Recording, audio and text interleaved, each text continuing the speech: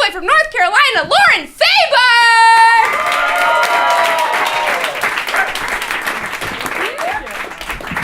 All right, what's up, Portland?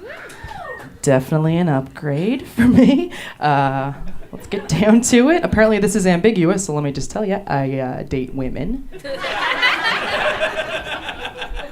Obviously. I also identify as a woman, which I realize is less obvious than the last thing I said.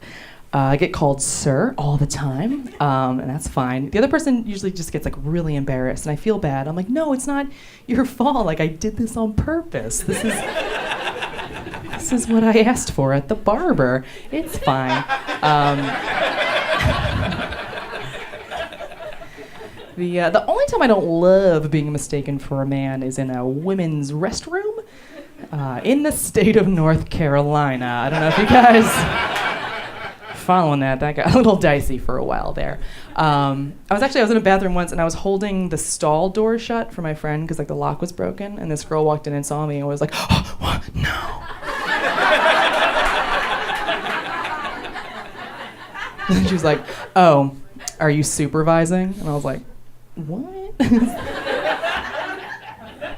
Like, you could hear the gears grinding in her head, like, men aren't supposed to be in here.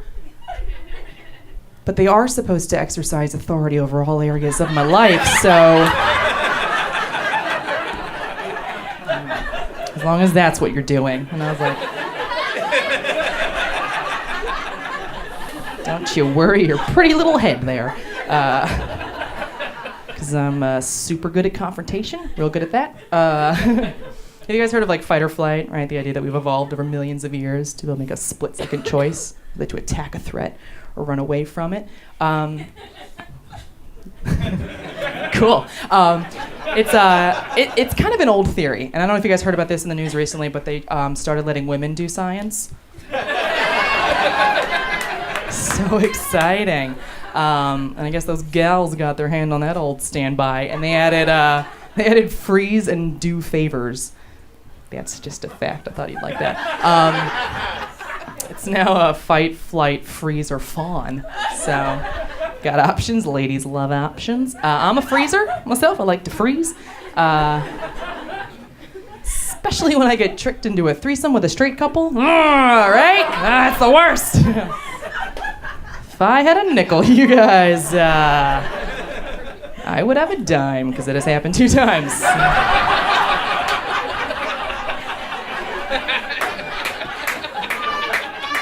So far.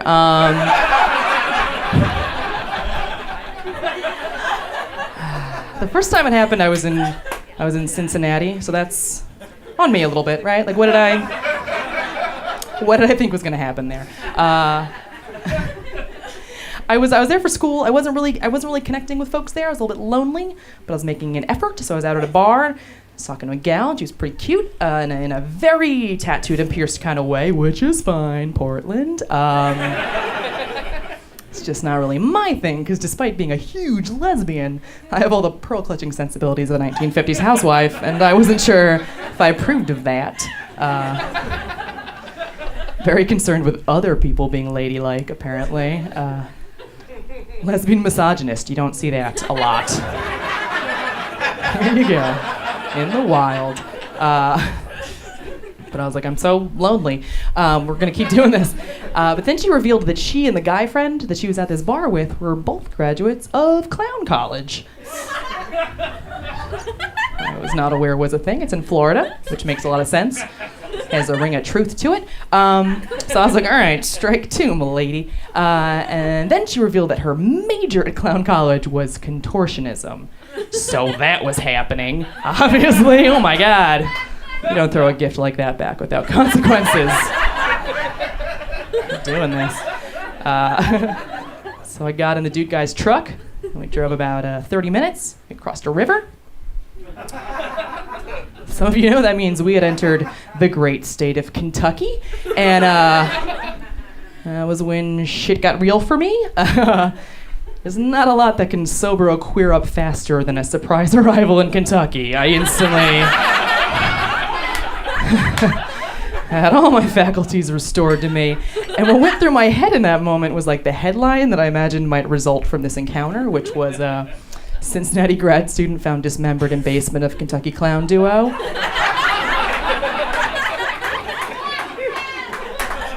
And like, honestly, I was more embarrassed than I was afraid. I was like, they can murder me all they want, but they better dismember me real good, because no one can know I went out like this. Just let it be a mystery.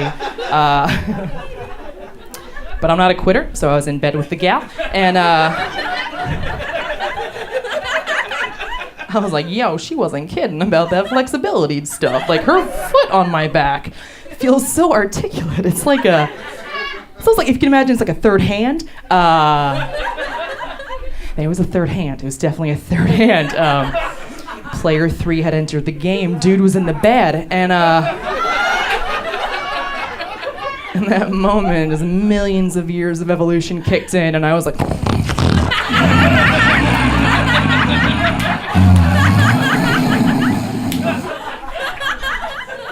pretended to fall asleep, and I committed to the bit, and that's why it worked, you know?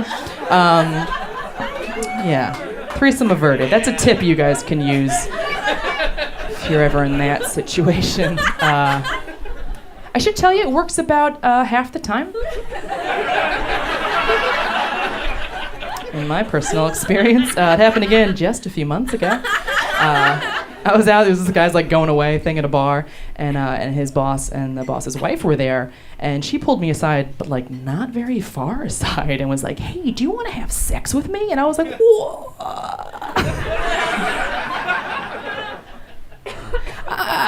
His husband's right there. And she's like, no, it's like, you know, it's super cool. Like, it would just be the two of us. He's into it. And I was like, just the two of us. Ma'am, this is not my first time to the circus, okay? I've seen this one, and I don't care much for it. And then she reached up and in this very, like, tenderly maternal way kind of, like, fixed my hair. And I was like, shit, okay.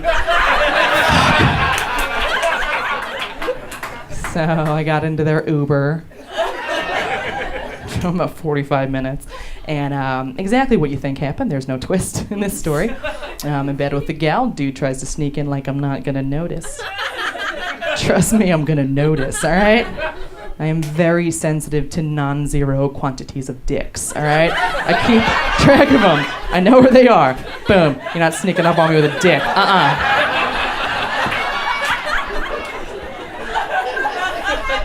You don't keep a gold star 32 years with a sloppy dick count, all right? I'm on top of it. So I was like, I know what to do in this situation, and I just...